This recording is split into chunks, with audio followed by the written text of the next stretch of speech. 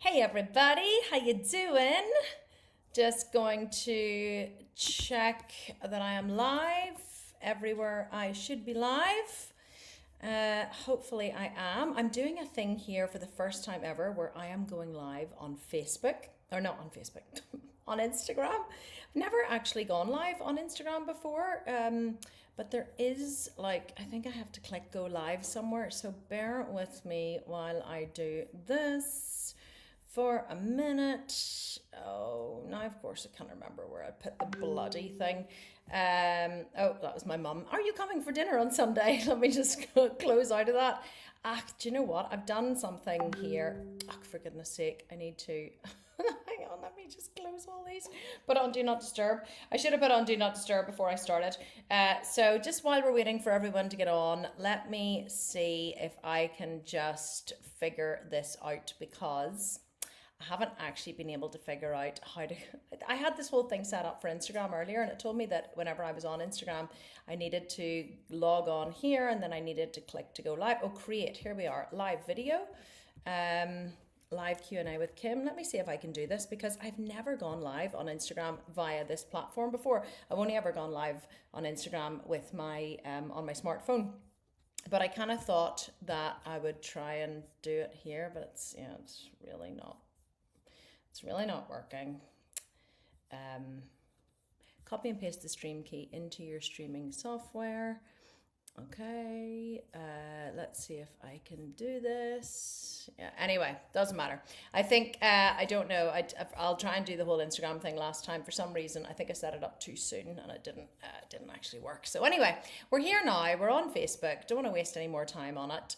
Good to see you guys. Hope everyone is doing well. We're live here, my hair doing funny things. I was in the office, and then I just decided, you know what, I hadn't eaten. I thought I'm going to come home, I'm going to have my dinner, and then I'm going to sit and chat to you all at home. So I'm just going to make sure that the video is pinned here at the top of the group, and then I will say a few hellos, hellos. So if you are here and you're excited to be here, just leave me a comment and say hi.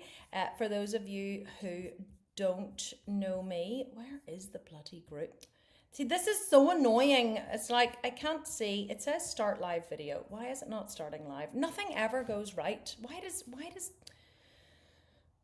does nothing ever go right whenever it's supposed to go right? That's why these videos are fraught with danger, let's say. Okay, well, I can see you guys saying hello anyway on YouTube. You guys, Michelle Joyce is saying hello, and we've got SKM saying hello, and Karen Spear saying hello, and Lynette Richardson saying hello, and Val B.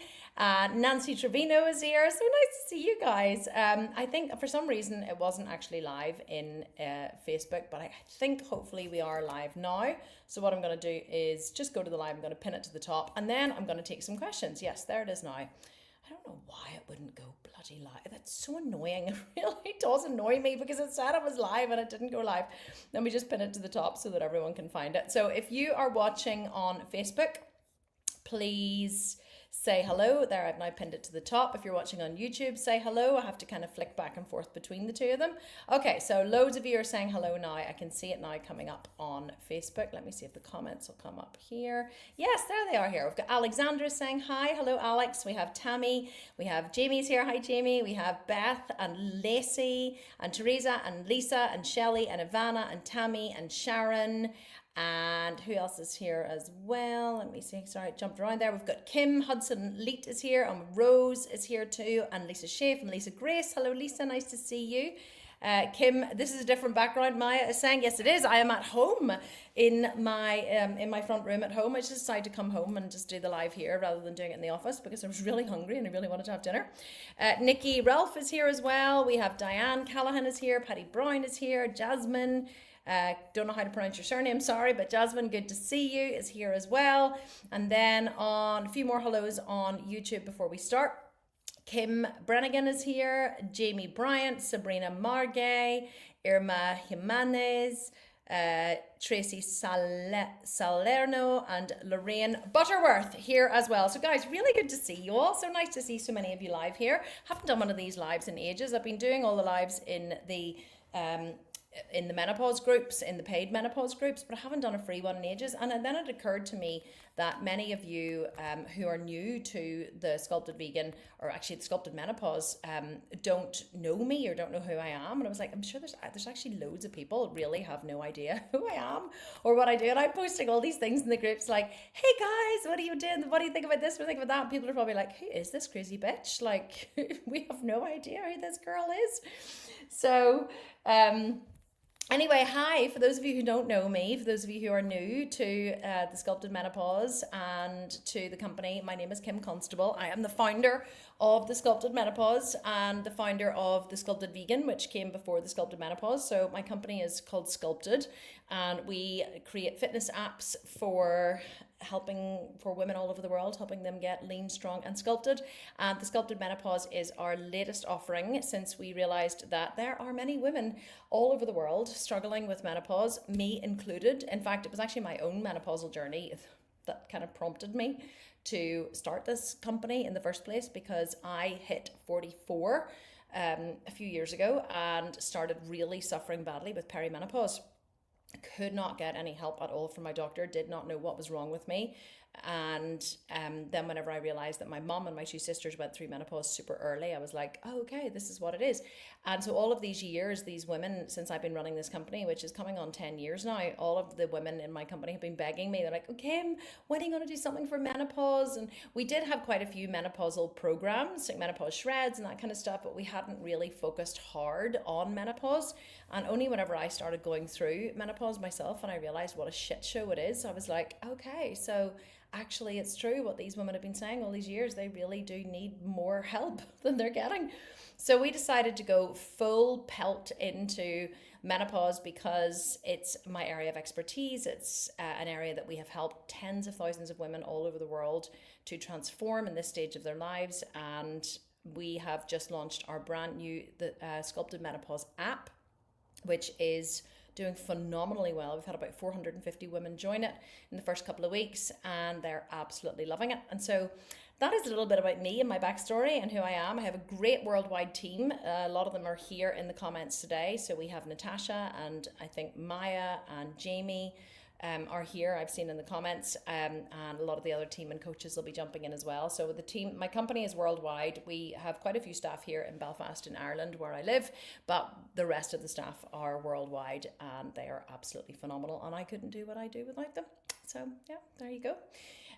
Okay, so let's dive into the questions. I don't think Facebook is showing. Oh, Facebook is showing me the questions. So if you have any questions that you want me to answer live, I'm more than happy to answer them live. I do have questions from the graphic earlier. I'm going to dive into a couple of those, but let's just hang out for an hour and have some fun. And I'm never short of a word or two. You'll get to know that if you don't know me very well. But we've actually had about, let me see, I think it's nearly 6,000 people sign up for these masterclasses. And but only about like 1,300 are in the group. And I'm not sure why everyone's adverse to joining Facebook, but hopefully they will join, because as you know, those of you who've been around for a while know, like, the Facebook group is the place to be. 5,700 people have signed up so far, but only 1,300 in the group. Isn't that really sad? We want to make sure that we meet all these lovely menopausal women. Megan is saying, any way to make it louder?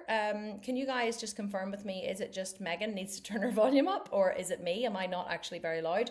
And normally the team will tell me if I'll try and pull the computer closer. I don't have a microphone. I'm just using the mic in my computer, but usually the team will tell me if the sound is off. So can someone in the team just confirm with me, either by WhatsApp or here in the comments, that the sound is fine? Or I'm not sure what options I have to make the sound better. I could probably put in earphones if that made it better, but I just want to confirm the sound is fine before I start. Normally I'm shouting at the camera. Normally I'm like right in your face and shouting. But today I'm kind of feeling a wee bit more chill, and I haven't really been shouting so much. So apologies for that. I can probably bring the computer closer. Let me see if I can bring it in a wee bit. Oh no, I don't think I can actually bring it a wee bit closer. I think I'm as close as I can be. Right, okay, so I'm just waiting for someone to confirm with me who's watching from the team that the sound is good. Sound is fine, you guys are all saying. It's a little low, but I can hear you. A lot of you are saying sound is fine, sound is fine, sound is fine. Okay, well, if it's really bad, I will put in my earphones, but I am, like I said, speaking here on the computer. Normally this is where I talk. This is normally how we do it, so hopefully it will be fine. Let me know if you need it, if you need me to make it any louder. Okay, questions. What have we got going on here? Let me just pull them up. There was a couple of really good ones, really good ones. So let me start with one that was really kind of common, I think. Where was it? If I can find it here. Okay, really good question from Kim. Kim Brannigan earlier asked. She said, do you have any advice for stopping sugar cravings? This seems to be my biggest downfall when it comes to nutrition, and I'm sure it won't be helping with perimenopause symptoms. So here is one thing that I will tell you for sure causes sugar cravings. Lack of protein.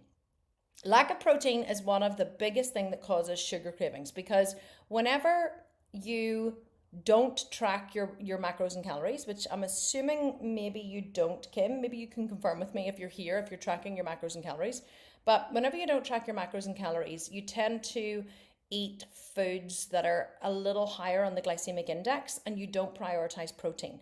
Whenever you don't prioritize protein, it sends your blood sugar on a bit of a roller coaster, and so that's what causes you to have sugar cravings. So let me tell you a kind of a personal story. I recently, just after Christmas there, decided that I was going to start tracking my macros and calories again. I hadn't tracked my macros and calories for a long time. I've just been eating intuitively. I've been eating usually only 3 times a day. So I eat breakfast in the morning, which is scrambled tofu, usually with some wilted spinach, maybe a piece of sourdough. And then at lunchtime, I would have, I'm plant-based, so I don't eat meat. So at lunch, I would have tofu or seitan, which is a vegan protein. And this is the way I used to eat. And I would have had like beans and lentils and salad vegetables and green cruciferous vegetables, and I could have a huge big bowl of protein, beans and greens. And then I wouldn't have eaten again until dinner time, and then dinner time would have been a similar kind of meal. It would have been some kind of protein, usually vegan protein, quite a high amount of protein, and then, green cruciferous vegetables like broccoli, green beans, asparagus, cabbage, cauliflower, all that kind of stuff. Sometimes some lentils, sometimes some beans. I never ate white starchy carbs. And so that was dinner time. And so I ate 3 big meals a day, and I usually wasn't hungry between meal times, but by the time it came to another meal time, I was absolutely starving. So from about 12 o'clock, I usually have my lunch about 1. From 12 o'clock, I would be absolutely famished. And then my lunch would arrive about 1. I actually have a private chef, for those of you who don't know, because I run this big company. And so I have a private chef who cooks all my food, and he delivers it round to the office at lunchtime. So I'd be sitting there from about 12 o'clock like, oh my God, I'm starving. Like, when is my lunch coming? And then whenever lunch came, I would just inhale my lunch. And it would be the same at dinner time. I'd be absolutely starving. So what would happen was in the evenings, from about 8 o'clock, I would start having big sugar cravings. And actually, I would have sugar cravings during the day as well. But because I don't keep any sugar in the office, like the best way to get over a sugar craving or to combat sugar cravings is don't put yourself in a position where there's sugar. Because if temptation is there, you will absolutely 100% take it. Like, I am the kind of person that I go, oh no, I never, I don't really crave sugar. I'm not a big chocolate eater or whatever. But see, if there is like a really good vegan chocolate in the office, I will eat it. Like, I will hunt it down and I will eat it. So the best way to kind of get over a sugar craving or to not indulge in sugar is just to not have it in the house or in the office. So because I never had any snacks in the office, it was okay for me to not ever have, sugar.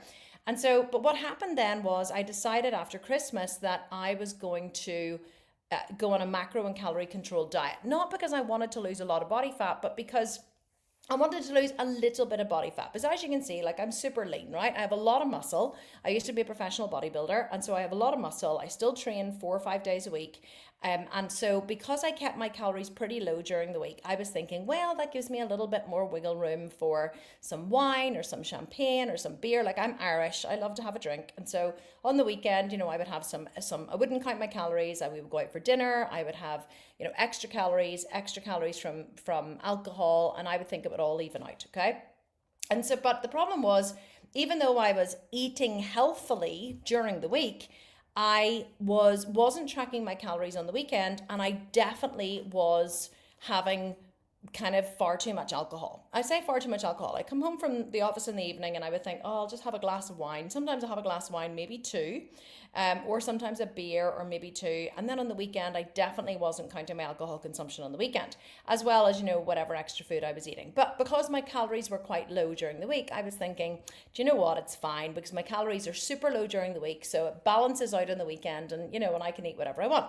So I've always hovered around 17% body fat, but I did notice my body fat just getting slightly more, right? Slightly more than I wanted. So I thought, I'm going to start counting my calories. I haven't counted my calories in a long time. The reason why I started counting my calories as well was, I don't know about you guys, but in perimenopause, I actually started to have like really bad digestive issues.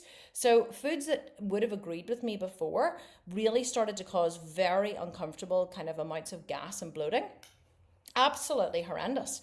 And I began to notice this, and I began to notice that it was probably the beans and the greens and the cauliflower and the vegetables that was causing all of the bloating.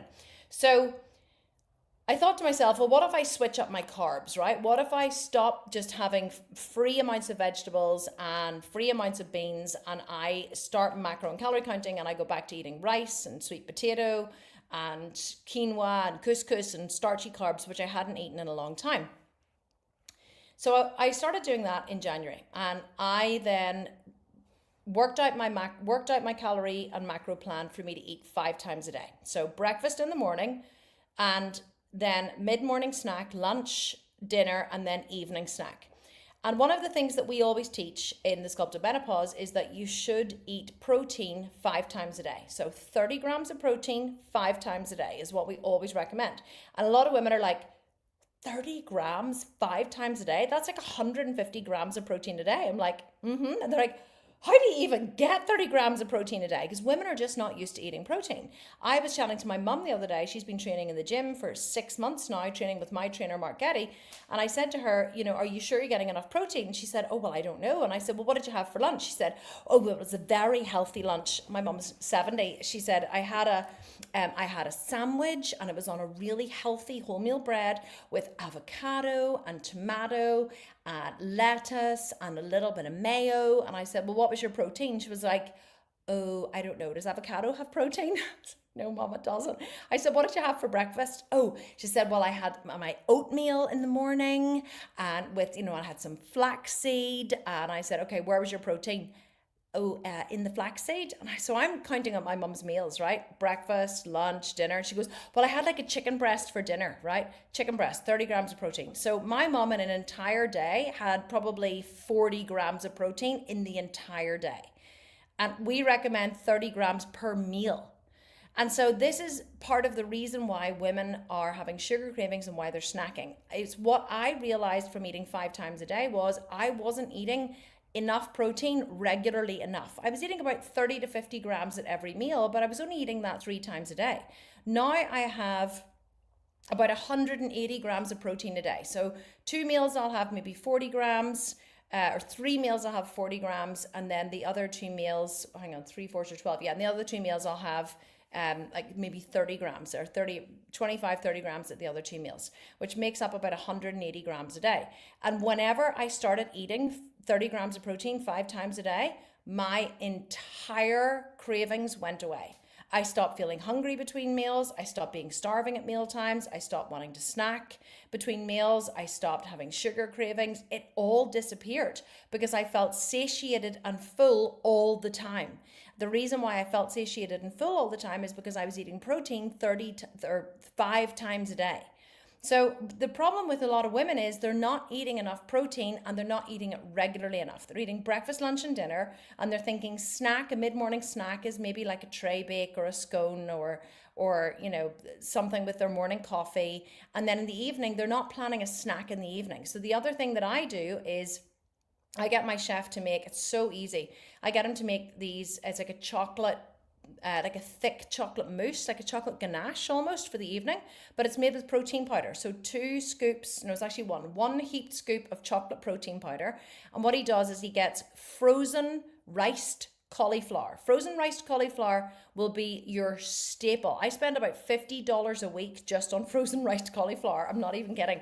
So if you get 100 grams of frozen riced cauliflower and you steam it until it's nice and soft, and then you squeeze it to drain it and blend it in a blender until it's nice and really soft and liquidy.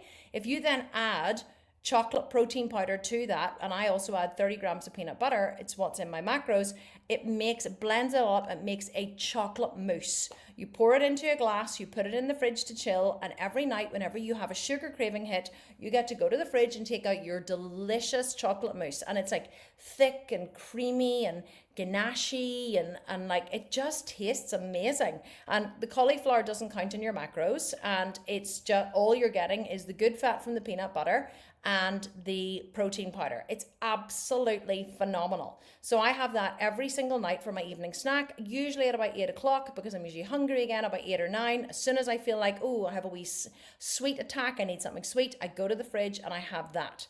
So you can combat your sugar cravings by eating 30 grams of protein 5 times a day. That's the first thing I would recommend. But you can also combat your sugar cravings by being planned in advance. You can get the most delicious, amazing flavors of chocolate protein powder, and you can make the most incredible cookies and snacks and biscuits and pancakes and desserts with that protein powder. In our Sculpted Menopause app, we have an app called the Sculpted Menopause. It's absolutely phenomenal. And this is it here. And we have a recipe book inside the thing. And if you click on snacks, see all these snacks? These are all snacks that are like macro and calorie counted. And I actually think, where's the chocolate?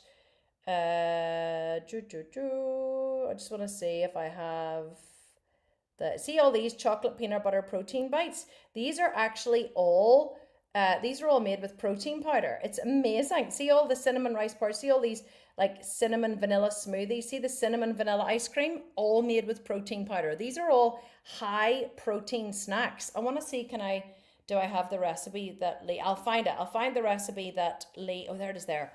Double chocolate peanut butter protein mousse. So then whenever you click on these, it's loading here, it brings up the recipe with the calories and gives you all of the recipe. So we have over like 450 recipes. And then whenever, the beautiful thing about it is whenever, if you want to add this to your meal, you literally just click log this meal and you save it. And then it deducts it from your total calorie count for that day.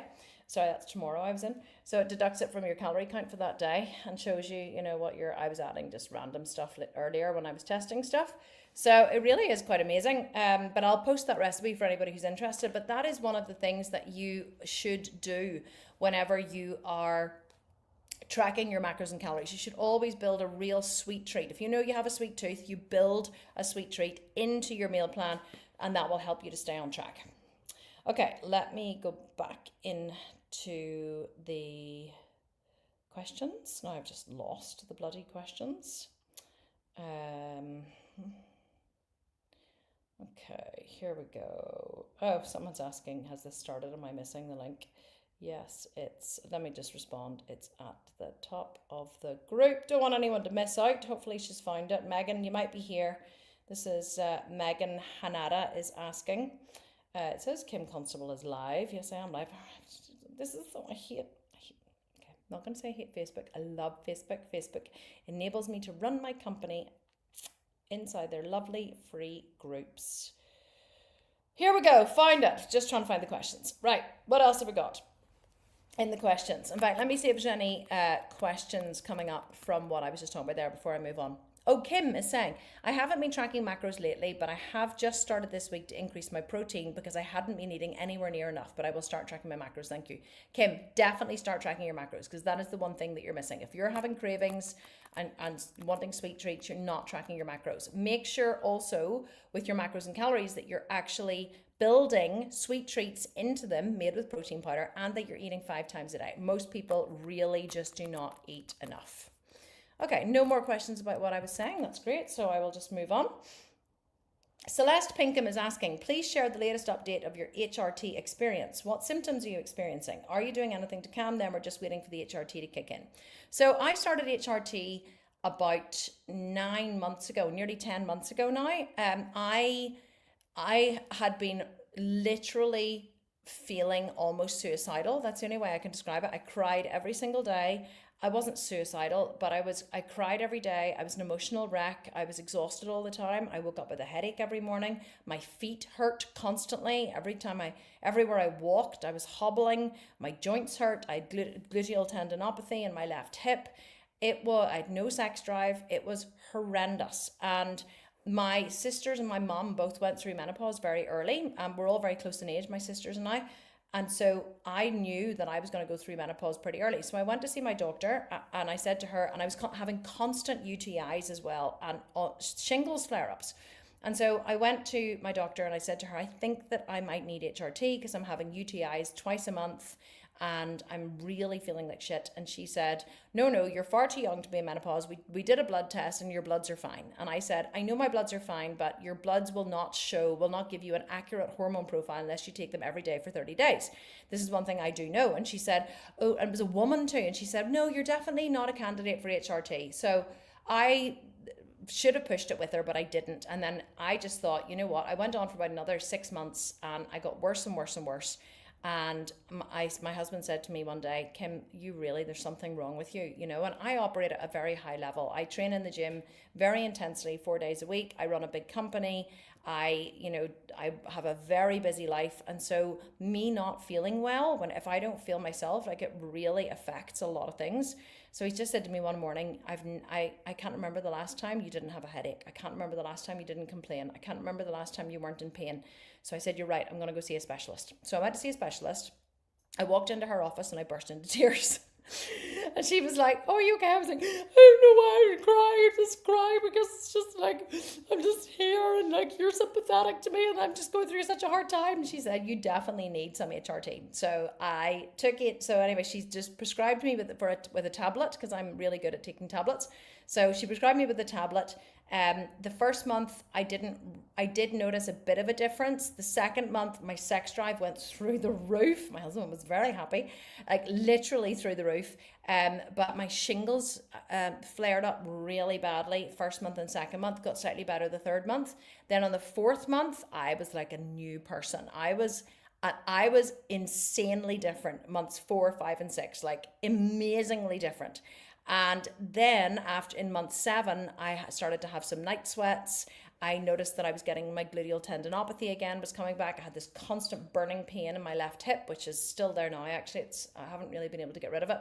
And so I went back to my doctor and I said, I think I need an increase of dose. And she said, I agree with you. So she increased my dose of HRT to Femiston 2/10 is what I take. And that was, I'm on month 4 now, just started month 4. And again, went through the whole process again. Month 3 was pretty, I had shingles flare-ups really badly. Month two on it was slightly better. Month 3 was slightly better. So I'm hoping now 4, 5, and 6, I'm going to go back into the super happy Kim again.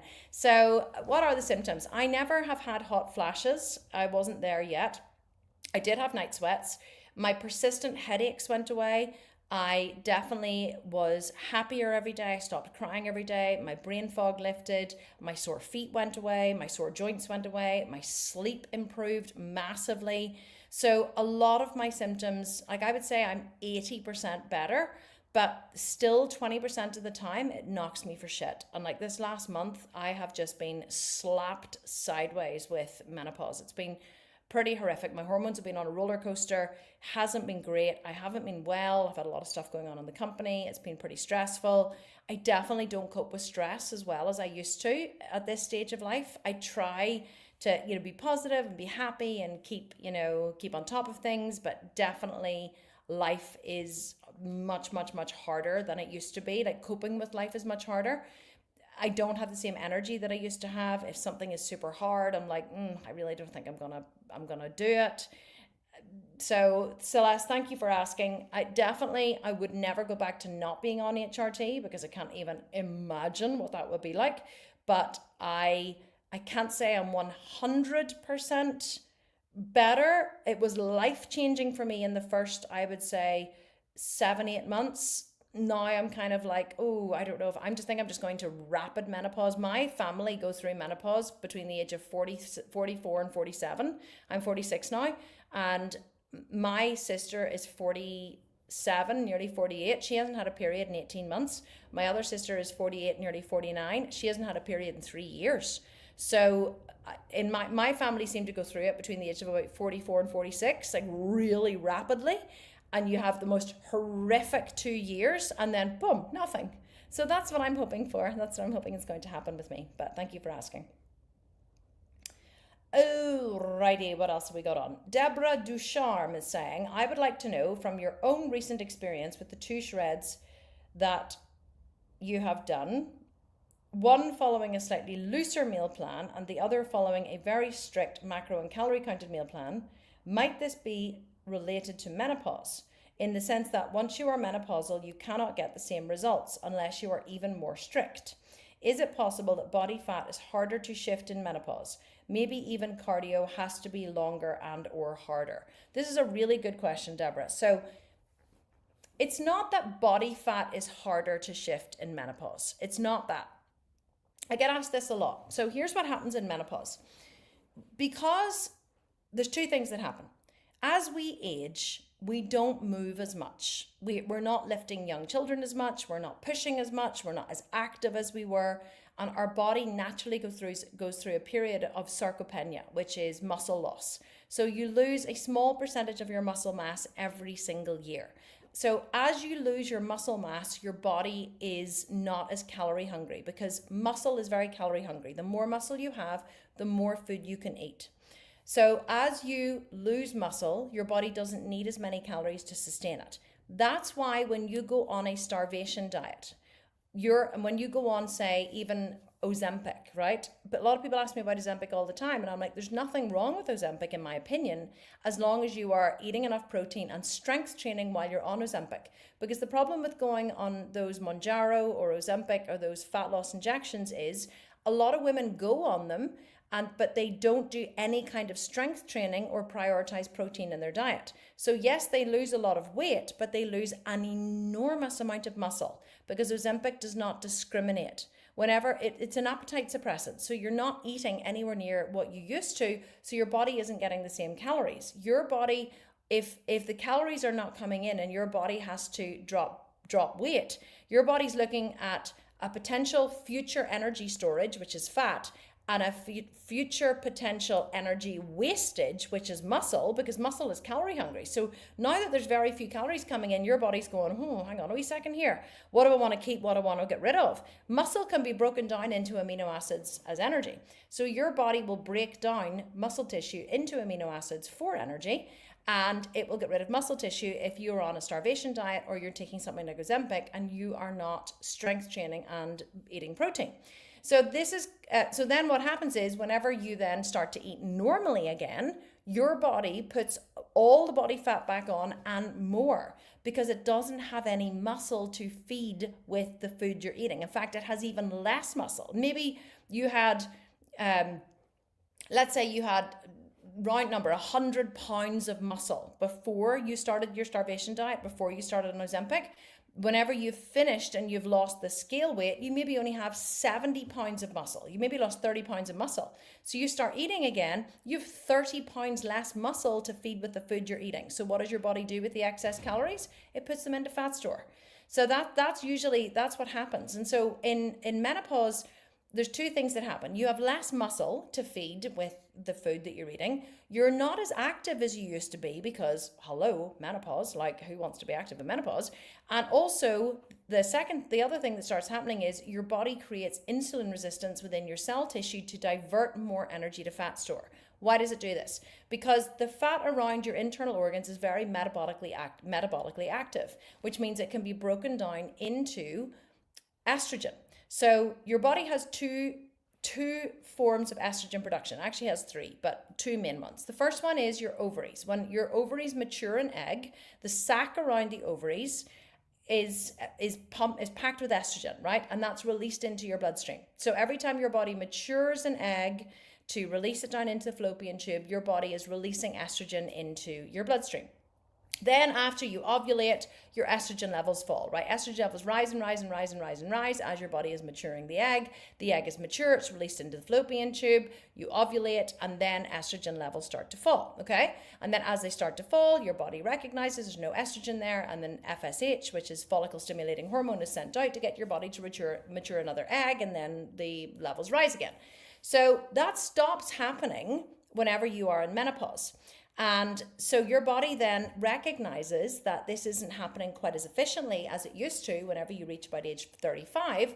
And so it starts to create a little estrogen retirement fund. It goes, oh, okay, we recognize that we're getting low on the eggs, right? By the age of 35, a woman has about, I think about 12% of her eggs left by the age of 35. By the age of 40, it's about 6%. I think by the age of 44, it's about 2% by the age of 40, I think.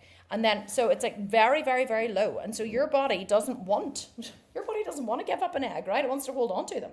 So what it starts to do whenever it recognizes that this is all falling, that your ovaries are failing, is it goes, right, well, we need a secondary source of estrogen for whenever the ovaries aren't working anymore. Let's create a little estrogen retirement fund. So it starts to close off receptor cells on your muscles that would have normally absorbed glycogen from the blood. It starts to close them off. So your muscles, where they would have received, let's say, 5 milligrams of glycogen before, now they're only receiving 2.5, because half of those receptors on the muscle cells are now closed off. So that sugar, that glucose, is still circulating in your blood. Well, your body panics, right? And it goes, oh my God, we can't have like a high blood sugar. So it pumps out more insulin into the blood, and insulin goes, well, the muscles can't store any more glycogen, because they're like, we're not drinking anymore. And so all of the excess energy is rediverted to fat store, and your body goes, oh goody, more fat. Let's pack it all around the internal organs. Why does it want to put it around the internal organs? Because that fat is metabolically active, which means it can be broken down into a weaker form of estrogen called estrone. Estrone is not as strong as estradiol, but it is still useful for the body. So your body from about age 35 starts creating a little metabolically active estrogen retirement fund around your internal organs, and it builds and builds and builds and builds and builds this little fund, and it does it very secretly because it's around your internal organs. So you don't even notice until you're about 50. And then suddenly you go, oh my God, why do I have a belly, right? You look down and you think, where did this belly come from? Why do I have a pot belly? Why do I look like I'm pregnant? Like, where did this shit come from, okay? And so you think it happened overnight. And so women go, so then they go on a diet, right? And so they start to diet and the belly doesn't go down, and they're confused and they go, why is my belly not going down? This always worked for me before. Like, I used to I put on a little bit of weight and I just would have eaten a little less, exercised a little more, and the weight would have gone. And now you're confused because the weight hasn't gone.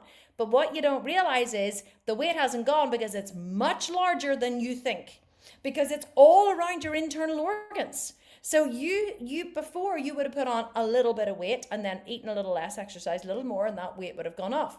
By the time you've noticed you have a menopause belly, you have not put on a little bit of weight, you have put on a lot of weight. You've been growing a menopause baby inside your belly and you did not know. You know, by the time your stomach protrudes whenever you're pregnant, your baby's pretty big. Like, your stomach, the first time you're pregnant, doesn't really protrude until you're about 20 weeks, right?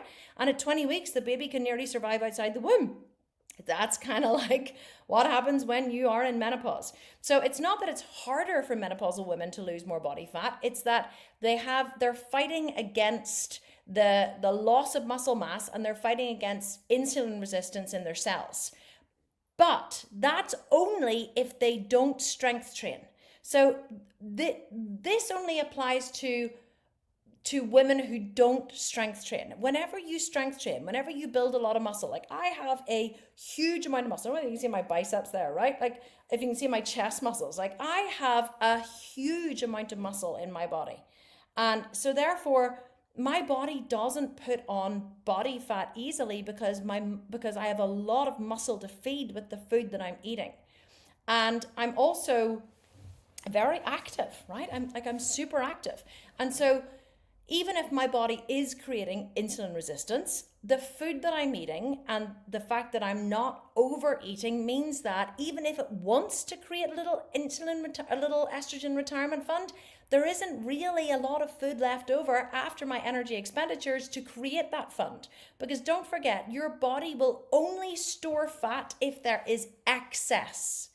Your body cannot store fat unless there is excess. If you need the energy in terms of you're utilizing the energy, you're pushing in the gym, you're doing cardio, you're being active, you're utilizing the energy, even if it does store it as fat, right? Even if your body goes, okay, well, we're not giving that energy to the muscles, we're going to redivert this to fat store to create the estrogen retirement fund. Even if that happens, if you have an energy requirement, right? If you're moving and you have an energy requirement, your body will re-break down the fat that it's stored back into energy and send it to the tissues. So it doesn't matter if there's insulin resistance created because your body will break it down and send it back to the tissues again. The problem comes whenever women stop being as active as they used to and they don't strength train. So their muscle mass is depleting, which means they don't have as much muscle tissue to feed with the food, and they're not active and they're not prioritizing protein to build more muscle. And this is where the issues come in. So I love what you were saying, Deborah, and I love the question because it's not that it's harder for women to build muscle in menopause, or sorry, to burn fat in menopause. It's just that we need to be more active, but we don't recognize how much more active we are when we're younger. And our metabolisms are faster when we're younger. Like when we get older, just like we lose the collagen in our skin, we lose the muscle mass in our body, we lose the energy that we had. Everything just becomes a little bit harder. So hopefully that'll make sense. I just want to go back to your question actually, just to make sure that I answered it correctly, but hopefully that will. It keeps going out of Facebook every time I go. Oh, there it's there. You were just wanted to make sense. Is it possible body fat is harder to shift? It's not that body fat is harder to shift in menopause. It's just that you need to be moving more than you think you need to move, and that's because you don't have as much muscle tissue to burn off all of the food. Guys, do you have any questions? Normally there's like millions of questions coming through, and then it just makes me go, I wonder, is everything working okay? Or maybe you guys are all just like listening so well. I'm just gonna check on here and make sure Facebook hasn't like staggered on me.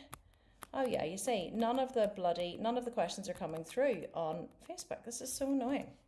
So I'm actually live on Facebook here, but it wasn't showing me any of the questions. So let me just go in and reload here in another, 90 comments. Oh my God, Facebook's showing me like 2. I hate this. Oh, there's there. Hang on, let me just. There we go. Okay, why is it not showing me the comments? 90 comments. Oh my God, Facebook. Okay. Now hopefully it's going to show. Ah, there they are. Loads of comments. I was like, this is so weird. Normally I have loads of comments, but nobody's asking any questions. Right, let me go through a few of these here live. The ones that you guys are asking live, because Facebook has obviously just shit the bed on me in the background in the other one there. Right. Okay, it keeps bouncing up. I'll go back to it today. Jodie Lynn is saying, I needed this today. I've been doing your programs for years and now I'm more overweight than I've ever been. I need to learn to stay consistent. What can I do? Jodie, it's so hard. Like, I guess my answer would be find something that's easy for you. Like, I think that as women, we make it harder than it needs to be. You know, people ask me all the time, what can I do to stay consistent? And I don't have any answer for you other than I know for me at the minute, like, it's hard to get out of bed in the morning and get into the gym and train. And I find myself letting myself off the hook all the time. I find myself just not being as motivated as I was. It isn't easy. It really isn't easy. And so, what I've learned is that as we get older, sometimes we just have to do things differently. And whenever we were younger, we naturally had more energy and we were naturally more motivated and we were naturally more we were naturally stronger. And I have found recently that I just have to do things. I just have to train in a way that makes it easy for me. I have to I have to find all these workarounds. Like I have a treadmill here in this room, right? The treadmill used to be in the gym. I have a gym here at home. It's out in the garage. And I realized that it was, see, getting up in the morning and getting out to the gym where it was cold, I wasn't doing my cardio. So I brought the treadmill into the house. Why? Because it's warm. So, and I can come down here in my pajamas and get on the treadmill. And then I realized it was like putting off doing my cardio. So I was like, okay, what can I do to make it more pleasurable? So I started editing videos on the treadmill. I started editing like TikTok videos and making loads of different content. I found that made the time go really quickly. So now I edit, videos on CapCut and stuff whenever I'm on the treadmill. I started listening to different, stuff I was really interested in about menopause and that kind of stuff. I think that there's no right or wrong way. Like I'm not here going, you need to beast it in the gym, you need to find a trainer, you need to whatever. You just need to find something that works for you. And what I love, it sounds like I'm pushing our Sculpted Vegan app at the minute, and I'm absolutely not, but our Sculpted Menopause app, I keep calling it Sculpted Vegan, which obviously was the company, which was the last company. But I think like in our Sculpted Menopause app, we have really good workout classes, and we're adding to them. And Jodie, I don't know if you're a member of the app or not, but see in the workout classes, so we have these follow along classes. I'm just going to pull it up here so I can see what we're showing you. We have these follow along classes, right? Okay, dumbbells, cardio, yoga. We have programs you can follow too, but in these ones you can just go in and go, oh, okay, dumbbells, what do I fancy? Right, okay, I've got 15 minutes.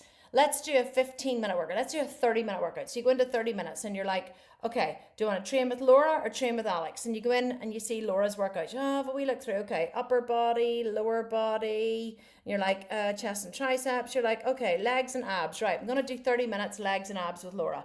And so you click on that video and you watch it and and you throw it on and you have Laura. Oh, hang on, it's not going to the side. You have Laura training you and doing your bloody video, taking you through your workout. And maybe that's all you can manage today, right? Maybe 30 minutes is all you can manage today. But what I have found is you kind of almost have to you're juggling, you have to do what feels good and just do something to keep you moving forward. I was supposed to train back today. I trained legs yesterday. I had 2 weeks off because I hurt my calf muscle badly. Trained legs on Tuesday. I have been so sore. I could barely walk today. Like I have gone through so much pain, and then I haven't been sleeping recently and I've been really unwell. My mum gave me these sleeping tablets the other night. She was like, these natural sleeping tablets, try one of those. So I took one last night and it was great. It knocked me out. But this morning I woke up and I was like, oh, I felt like I was underwater all day. I was like dragging myself through water, and I was supposed to train back this morning and I was like, screw that. Like my whole body is sore. I was tired from taking the sleeping tablet. I didn't do any cardio. I didn't train. I was like, but I'm going to push it on. I'm going to do it later on in the week. So tomorrow I'm going to train shoulders and biceps, and I will make myself train shoulders and biceps. And then on the weekend, I'll train back. So I just pushed it on a day. I think you just have to find something that works for you, Jodie, like something. And I think that it's just something that keeps you moving forward, and you have to commit to doing something every day. But if you can do anything, I would say, honestly, track your macros and calories. And if you have the app, use the recipes in there. The recipes are amazing. Like you just go through and you just see, oh, I like the look of that. Oh, I like the look of that, like that. You just click add. You just add it into your macros. That the app works out your macros for you. It tells you how much you have to eat every day for whatever goal you've set for yourself. You just drop the food into it. I've tried to make this so easy for women in menopause to follow, and people are loving it. I see Jamie saying Kim's app has been an absolute lifesaver for me, because it just made it so easy. That's what I would say, Jamie, or not Jamie, sorry. Who was it asked the question? I can't remember. Jodie asked the question. Jodie, that is honestly what I would say. You just have to do something every day. But the one thing I've realized about being in menopause is it is so hard. Like it is tough. We are tired. I am tired every day of my life. I suffer from so little, like such a lack of motivation. And I just have to slap myself like, right, Kim, let's go. Like you have to dig deep and find the motivation to get up and do it for you, not because you want to be thin or gorgeous or a sex symbol, because like who the hell wants to be a sex symbol anymore? But because it's good for you. And because if you don't, you're hurting your body, you're hurting your bones, you're hurting your muscles, you might get dementia, osteoporosis, all of these different things. You're staving off all of these awful things later in life if you just make yourself do it. There has to be a reason bigger than I want to be thin, like there has to be something bigger than you that causes you to get up and do it. And that is the one thing that I've realized for me. But also you just gotta have to, cut yourself a break sometimes as well. It's never going to be perfect.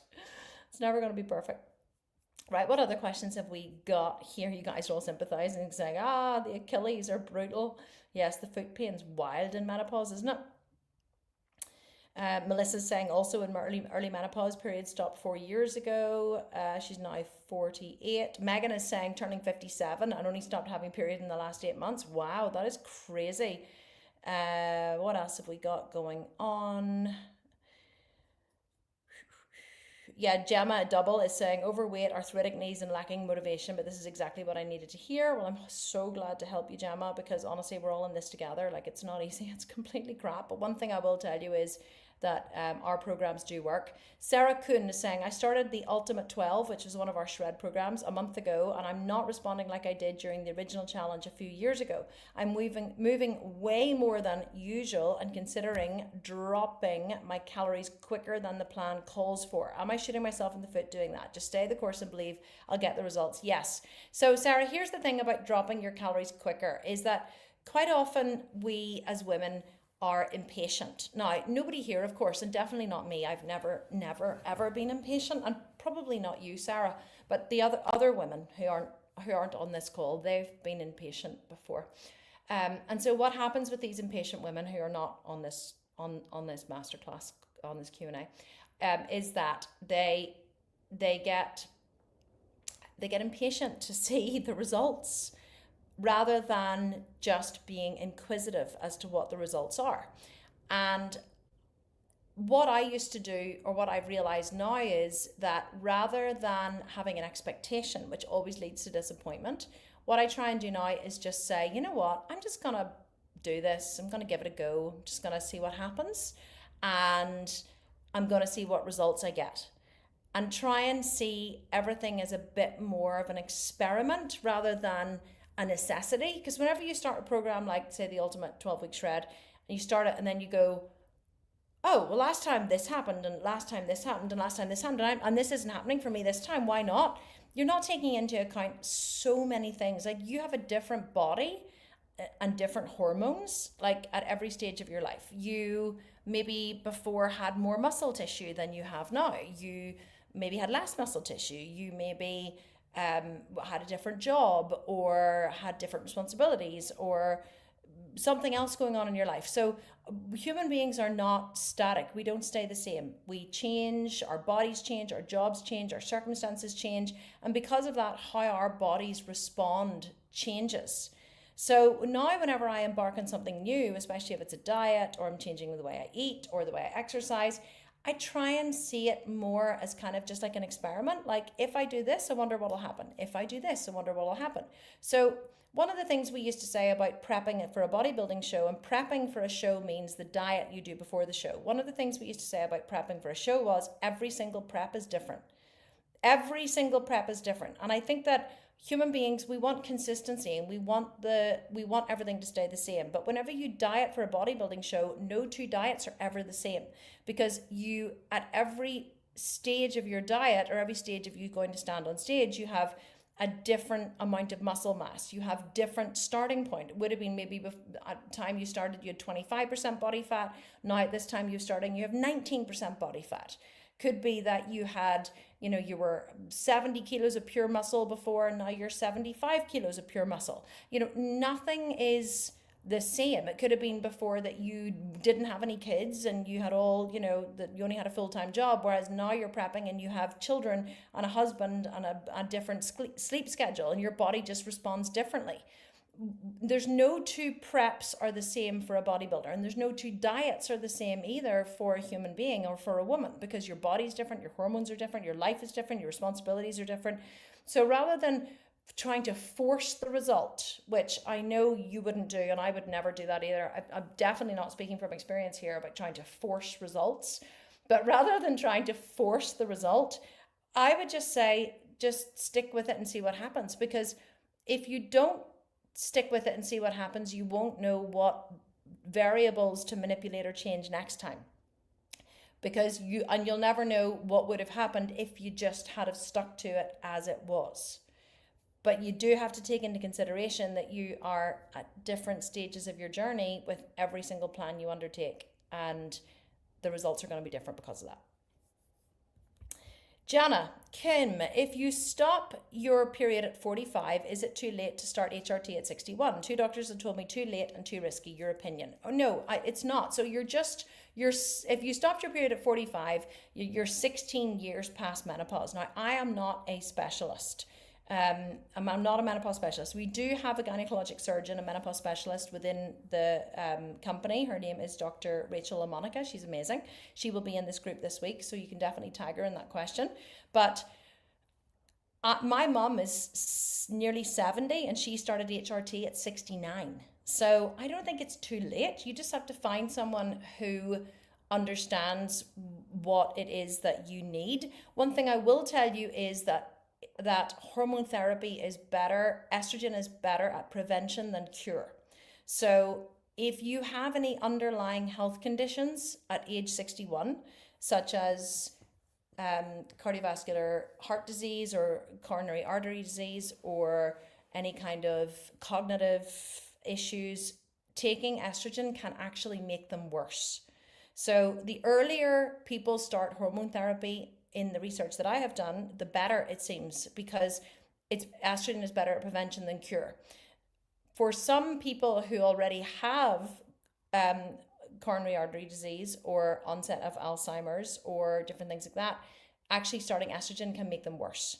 So that's why I think your healthcare practitioner has probably advised against starting HRT later on in life.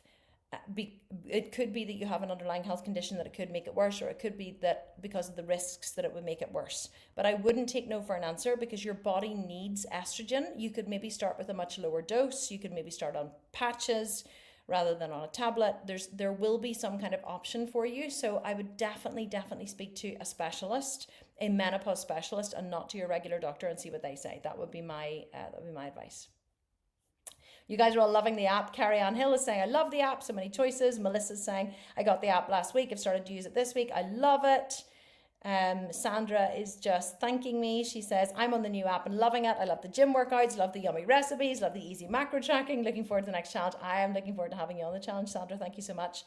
Shanna is saying, what is the appointment called? I must have missed it somewhere. Interested in loading. I'm not sure what that means, Shanna. Are you talking about the program, maybe the 12-week shred program? It's not for sale anymore, unfortunately, because everything that we do now is on our Sculpted Menopause app. But for those of you who are looking for a shred program, we have a new 8-week buns and guns shred challenge happening right inside the app. It starts on March 24th.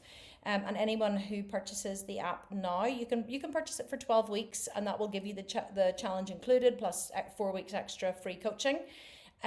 You can purchase the app now at thesculptedmenopause.com. You can join the challenge. It starts March 24th. It is called Buns and Guns. We have a $10,000 prize fund for the best transformation, and it's all built in. It's going to be absolutely phenomenal, but it is ready to purchase now. So if you go to thesculptedmenopause.com, you will get instant access to, not to the challenge because it doesn't open until next week, early next week, but you have instant access to the app and everything that it holds, and you can work out your macros and calories. And do you know what's amazing about the app? Just want to show you guys before we go. So this is the best thing that people really don't understand, how easy this is to do. So whenever you go into your nutrition, hang on, let me just show you this before you go. Whenever you go into nutrition here in the app, right, you go to here, change macros. So you click on this, change macros, and asks you, what's your goal? So let's say your goal is to lose fat. You click on this and you put in your details. what your weight, your height, whatever. And then you click continue. And then it will ask you, what is your weight to achieve your weight loss? What is your date? So let's say I want to lose 3 kilos. I want to go down to 65 kilos. And let's say I want to lose it by, well then, March 27th. That's in like 3 weeks. It'll tell me here. So that's 1 kilo a week for 21 days.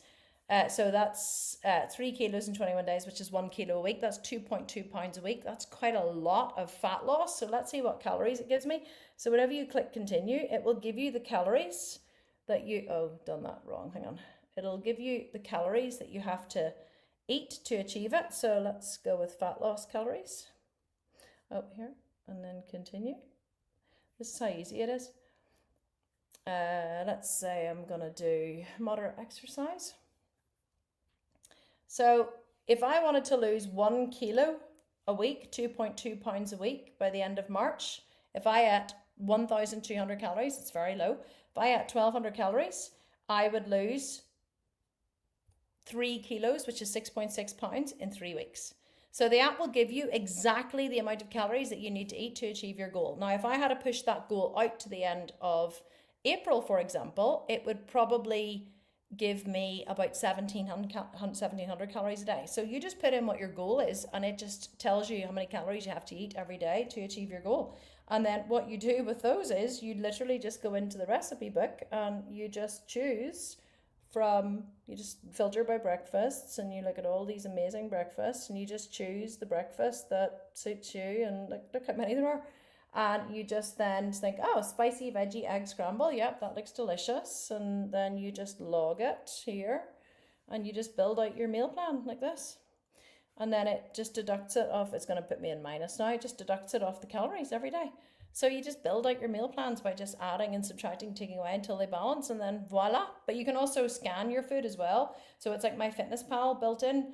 You can scan your, if we go to add a food item here, and then you go to your wee scanner up at the top here, say like, hello, hi. So there's like a wee scanner here at the top, and you can scan your food, or you can input it manually, just like you do in MyFitnessPal. It's absolutely phenomenal. It's a really amazing app. I'm very proud of it. So just wanted to show you around that. A few more questions before we go. Benita is asking, how long can you be on HRT? You would be on it forever. Benita, there's no reason why a woman would ever stop. Your body needs estrogen forever. So you don't, see, here's a lot of the things that people don't realize about taking hormone therapy. You don't take hormone therapy to alleviate your symptoms.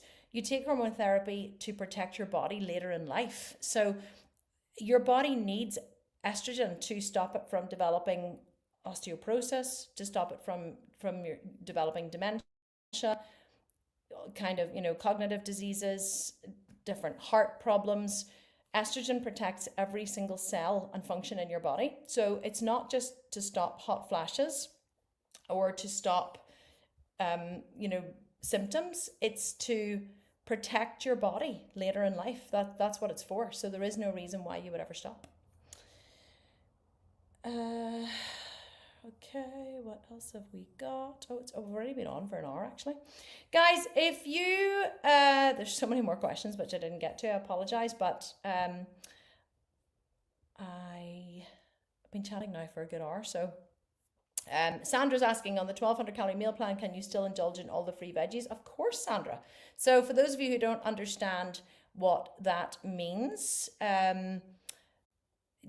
free foods. So in our programs, anything green, so green cruciferous vegetables are free, which includes cauliflower and also like any green salad vegetables. So you can eat any salad vegetables, cruciferous vegetables, and they are completely free, and we don't count them in our macros and calories. So you can always fill up on those kinds of vegetables to keep yourself full, but you shouldn't need to if you're eating the delicious recipes in the app and you're eating 5 times a day. Usually you don't need to fill up on green vegetables whenever you're eating 5 times a day, because you're full all the time anyway.